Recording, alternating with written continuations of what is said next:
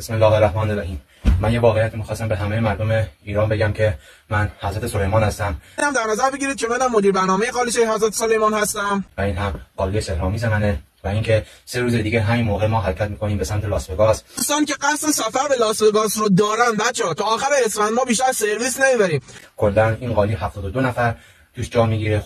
خودم هستم، حضرت سلیمانم هست، کلا میشیم 70 نفر. خودم که راننده هستم 70 نفر، چون خودم هم هستم دیگه، چون باید با حضرت سلیمان برم و برگردم. ازتون خواهش میکنم هر کسی که واقعا شرایط پرواز با قالی حضرت سلیمان رو داره بیاد اقدام بکنه. خب بچا به دایرکت حضرت سلیمان نرید، خب خرای اسفند و دم عید به حدی دایرکت شلوغه نمیتونه جواب بده. و اینکه اون بالا هوا خیلی سرده، لباس کم با خودتون حتما بیارید. از آوردن وسایل اضافی هم واقعا خودداری بکنید. شما کلمه قالیچه رو کامنت کنید، روش بلیت توی دایرکت براتون ارسال میشه. توی هفته 3 بار رفت و برگشت داریم.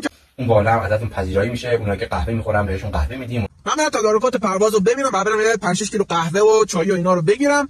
اونایی که ثبت سفر کردن و بلیط خریداری کردن، امشب سر ساعت 12 پشت در فرودگاه قالیچه رو ما پارکش کردیم. بیاید صفحه کشید، یکی سوار بشید. ان شاء الله با امید خدا 12 حرکتیم به سمت لاس وگاس.